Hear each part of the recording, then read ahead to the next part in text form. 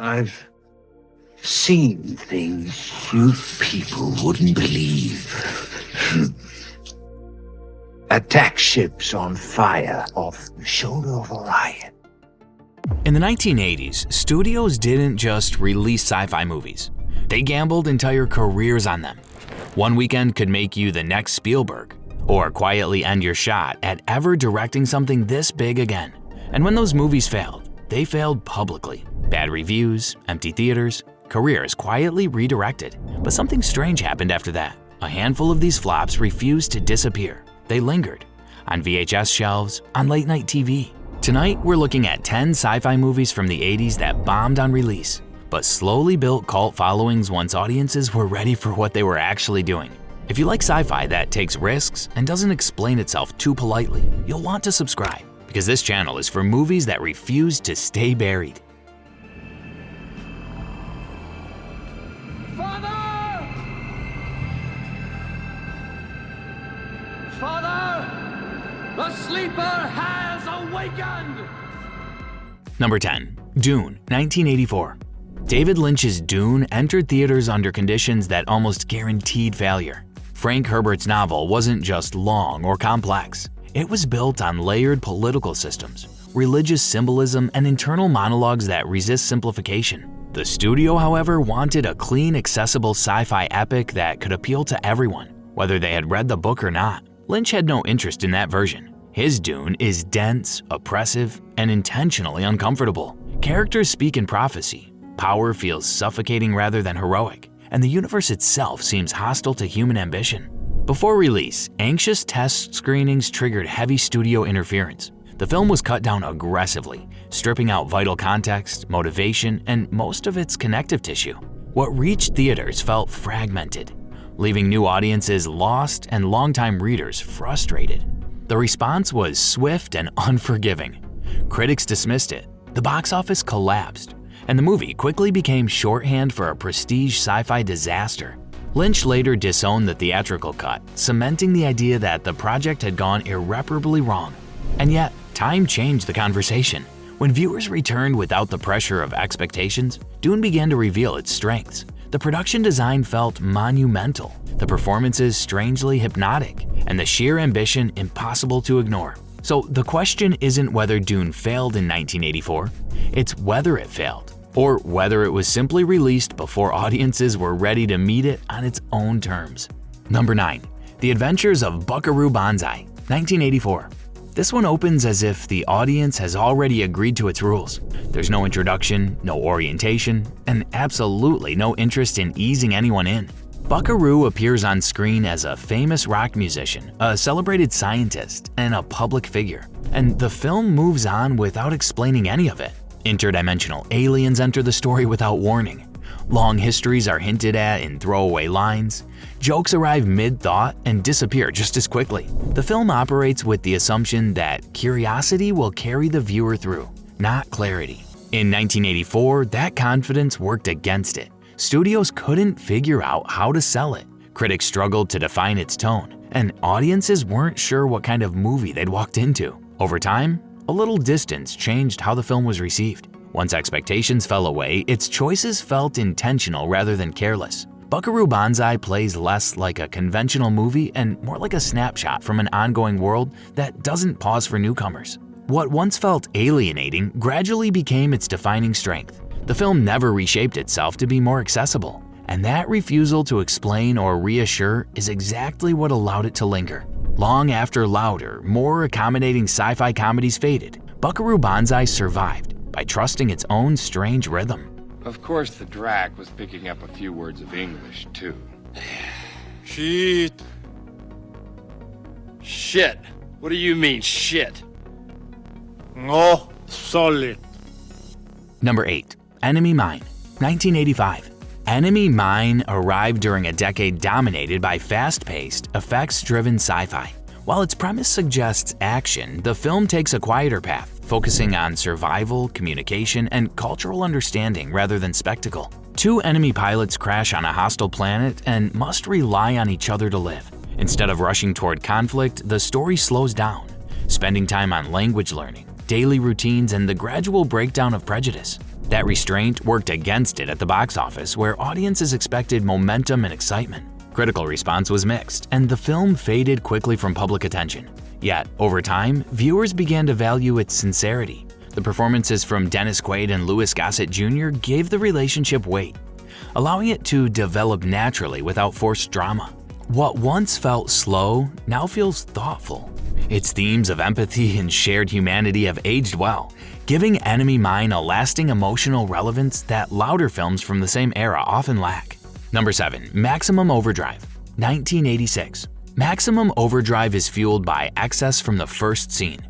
Directed by Stephen King, the film imagines a world where machines suddenly turn on humanity, transforming everyday objects into killers. The execution is loud and chaotic. Performances are exaggerated, violence is cartoonish, and logic rarely gets a say in what's happening. Critics dismissed it quickly, and audiences largely agreed. King later admitted he wasn't fully prepared to direct a feature film, which only cemented the movie's reputation. With time, however, expectations changed. When viewed less as a serious sci-fi and more as an artifact of pure 1980s energy, the film became easier to enjoy. The relentless AC/DC soundtrack, absurd scenarios, and complete lack of restraint give it a strange honesty. Fans didn't embrace Maximum Overdrive because it's polished.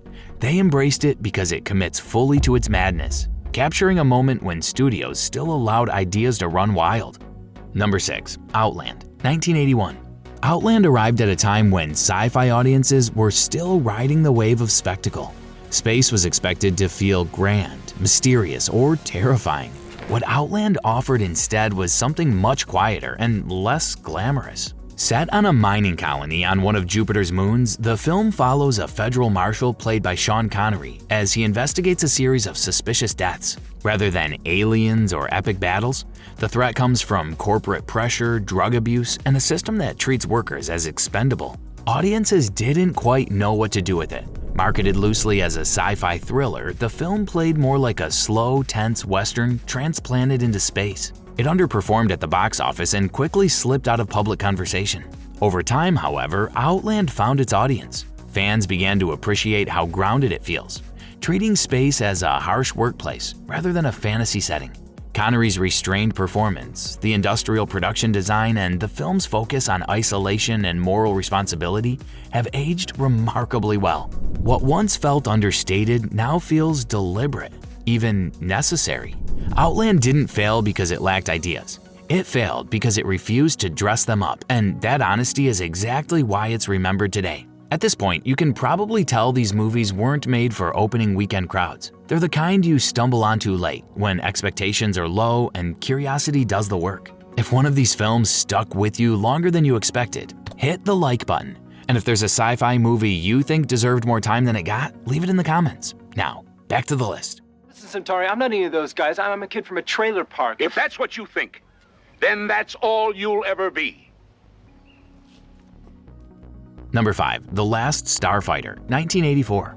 The Last Starfighter struggled largely because it arrived before audiences were ready for it. At the time, most sci-fi films relied on physical models and practical effects, while this movie used early CGI almost exclusively for its space battles. The technology was ambitious, but it stood out in a way many viewers found distracting rather than impressive. Critics focused heavily on how the effects looked and largely ignored the story underneath, which hurt the film's theatrical run. It failed to stand out at the box office and was quickly overshadowed by bigger, more familiar franchises. What later audiences discovered was how sincere the movie actually is. At its core, The Last Starfighter is a fantasy about recognition and escape, about someone from a forgotten place discovering that their skills matter beyond their circumstances. The film never mocks its own premise or undercuts its emotions with irony. As visual effects improved over the years, viewers became more forgiving of the CGI and more attentive to the film's heart. That shift allowed The Last Starfighter to earn a loyal following,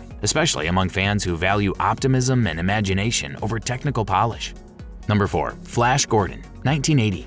Flash Gordon confused audiences because it rejected realism almost entirely. Its performances are exaggerated, its colors are loud, and its dialogue feels intentionally theatrical, drawing more from comic strips than modern sci-fi storytelling. At the time, critics treated this as a weakness. Many viewers expected seriousness and instead got melodrama, camp, and spectacle. The film underperformed and was often dismissed as unintentionally ridiculous. With time, its intentions became clearer. Flash Gordon fully commits to its pulp roots, embracing its tone without hesitation. Its production design is bold, the villains are operatic, and the Queen soundtrack gives the film an identity that refuses to fade. As tastes shift, that confidence became its strength. Audiences stopped judging it by realism and started enjoying it as a stylized adventure that knows exactly what it is. What once felt excessive now feels joyful, and Flash Gordon survives because it never tried to be anything else. I'm what you guys call a user.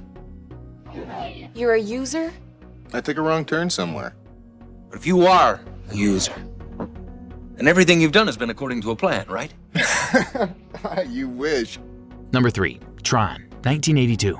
When Tron premiered, audiences had little context for what they were seeing. The film's digital environments, abstract visuals, and minimalist storytelling felt distant compared to the character-driven sci-fi of the era. Disney expected a major hit, but the response was muted. Critics admired the ambition while questioning the emotional detachment, and the movie struggled to connect with mainstream viewers. As technology advanced, however, Tron began to feel less alien and more familiar. Its ideas about digital identity, virtual worlds, and people existing inside complex systems grew increasingly relevant. Its clean, artificial spaces started to resemble real digital environments rather than abstract concepts. Terminals, networks, and systems people now live inside daily.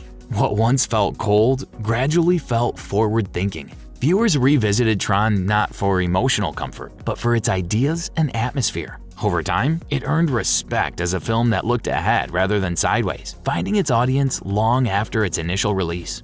Number 2. Brazil, 1985. Brazil faced resistance well before it reached audiences. Terry Gilliam clashed repeatedly with studio executives over tone, structure, and the ending, resulting in delays and competing versions of the film. When it finally arrived, viewers were confronted with a bleak satire centered on bureaucracy, control, and the slow erasure of individuality. The film's surreal imagery, oppressive architecture, and circular systems made it uncomfortable to watch, especially for audiences expecting conventional sci-fi. The movie struggled commercially and divided critics, many of whom found it excessive or difficult to engage with. Over time, Brazil gained appreciation for its honesty. As real-world systems became more complex and impersonal, the film's exaggerations began to feel uncomfortably accurate. Its imagery no longer seemed indulgent but prophetic. What once alienated audiences now defines its cult status, as viewers return to it for its insight rather than its comfort.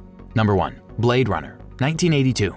Blade Runner arrived with modest box office returns and mixed reviews. Audiences expecting action encountered long silences, rain-soaked cityscapes, and philosophical questions about memory, identity, and what it means to be human. Many critics described it as slow or emotionally distant, and its initial release failed to generate excitement. Yet, the film refused to disappear. As years passed, repeated viewings revealed layers that weren't immediately obvious. Its ambiguity invited interpretation, its atmosphere encouraged immersion, and its world felt more alive with time. Different cuts of the film allowed audiences to revisit it from new angles, deepening engagement rather than resolving questions. What once felt inaccessible gradually became profound. Blade Runner didn't need reinvention or explanation, it needed patience. And that patience turned it into one of the most influential sci-fi films ever made. Looking back, what's interesting about these movies isn't that they failed, it's that they refused to disappear. Long after the marketing faded and the box office numbers stopped mattering, people kept finding their way back to them. Some for their ideas,